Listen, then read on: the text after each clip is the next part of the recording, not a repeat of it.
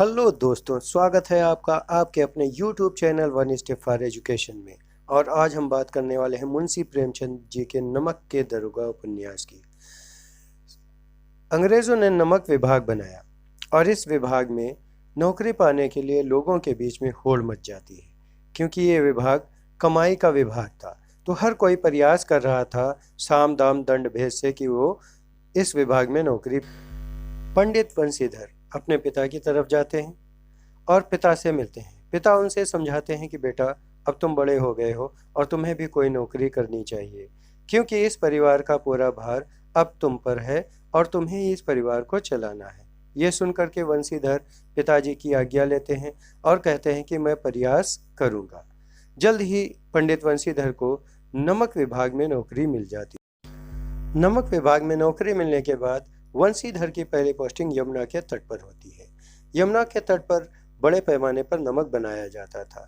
वंशीधर एक दिन अपने क्वार्टर में आराम कर रहे होते हैं, तभी उन्हें बाहर से बैलगाड़ियों की चलने की आवाज़ सुनाई देती है।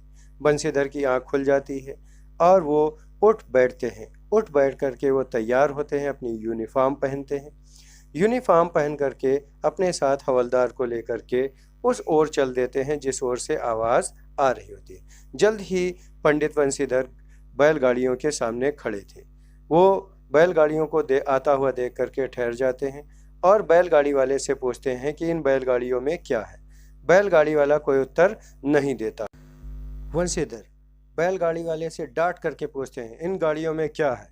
तो वंशीधर की इस बात को सुन करके बैलगाड़ी वाला कोई उत्तर दोबारा से नहीं देता।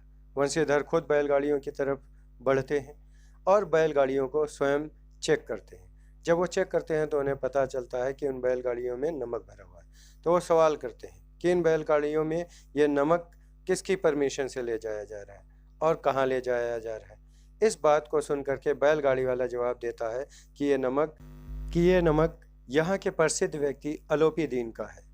अलोपी दीन का नाम सुन करके लोगों के रोंगटे खड़े हो जाते हैं, क्योंकि ये एक बड़ा ही प्रसिद्ध और नामचीन व्यक्ति था उस क्षेत्र का। जल्द ही अलोपी दीन वंशीधर के सामने खड़ा होता है और उन्हें लालच देने का प्रयास करता है, लेकिन वंशीधर टस से मस नहीं होते हैं और अगले दिन अलोपी दीन को अदालत में पेश करते हैं।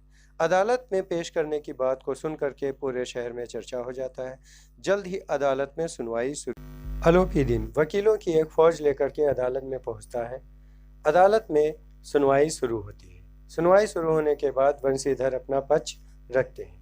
दूसरी तरफ अलोपी दीन के खिलाफ जो गवाह थे वो सारे गवाह मुकर जाते हैं और फिर इसके बाद अलोपी दीन अपना पक्ष रखता है और अलोपी दीन का पक्ष सुन करके अदालत में सुनवाई के उपरांत जज अलोपी दीन को निर्दोष सिद्ध कर देते हैं। अलोपी दीन बाइज्जत बरी हो जाता है और अलोपी दीन के साथ वंशीधर भी अपने अपने घर लौट जाते हैं। ये बात चर्चा का विषय बनी होती है। जल्द ही अलोपी दीन की तरफ से दबाव डाल करके वंशीधर को उनकी नौकरी से निकलवा दिया जाता है। ये समाचार सुन करके वंशीधर के पिता उनसे बड़ा नाराज होते हैं और कहते हैं कि मैंने तुम्हें समझाया था कि ये विभाग कमाई का विभाग है और तुम्हें प्रयास करना चाहिए कि तनख्वाह के अलावा भी कुछ कमाई हो। दूसरी तरफ उनकी माँ भी उनसे दुखी होकर के बैठी थी। पत्नी तो वंशीधर से इतना नाराज थी कि उसने कई दिनों तक उनसे बात नहीं की। एक दिन उनके पिता शाम को जाप कर रहे होते हैं, तभी उनके घर के सामने एक गाड़ी आकर के रुकती है। गाड़ी से अलोपी दीन उतरता है। अलोपी दीन उनके पिता से जाकर के मिलता है। उसको देख करके उनके पिता डर जाते हैं। तब अलोपी दीन कहता है कि डरने की बात कोई नहीं है। तभी वंशीधर आ जाते हैं और अलोपी दीन वंशीधर और उनके पिता को बताता है कि अलोपी दीन उनके बेटे वंशीधर को अपनी सारी जमीन जायदाद का मैनेजर नियुक्त करना चाहता है। ये बात सुन करके वंशीधर चकित हो जाते हैं, लेकिन अलोपी दीन कहता है कि चकित होने की कोई ज़रूरत नहीं, मैं इनकी ईमानदारी से प्रभावित होकर के इन्हें ये पद दे रहा हूँ। इसके बाद वंशीधर और अलोपी गले मिलते हैं और गले मिलने के साथ ही ये कथानक समाप्त हो जाता है।